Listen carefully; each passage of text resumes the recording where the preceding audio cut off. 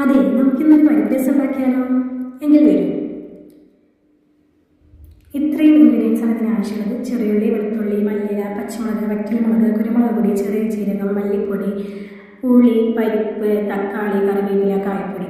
ഇനി നമുക്ക് ആദ്യം തന്നെ പരിപ്പ് വേവിച്ചെടുക്കണം. അതിലേക്ക് തക്കാളി ഇട്ട് കൊടുത്ത് മഞ്ഞൾപ്പൊടി ഇട്ട് കൊടുത്ത് വെള്ളം ഒഴിച്ച് നമുക്കൊന്ന് വേവിച്ചെടുക്കാം.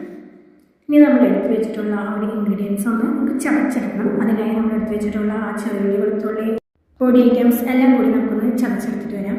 ഇനി ഒരു കടായി വെച്ച് കൊടുത്ത് അതിലേക്ക് ഓയിൽ ഒഴിച്ച് കൊടുത്ത് കടുക് പൊട്ടിക്കാം. ഇതിലേക്ക് കടുക് പൊട്ടിയതിന് ശേഷം ഉലുവ ഇട്ട് കൊടുക്കാം. കറിവേപ്പിലയും മറ്റമുളകും ഇട്ട് കൊടുത്തതിന് ശേഷം നമ്മൾ ചതച്ച് വെച്ചിട്ടുള്ള ആ ഒരു കൂട്ടും കൂടി ഇട്ട് കൊടുത്ത് നന്നായി ഇളക്കി യോജിപ്പിക്കാം.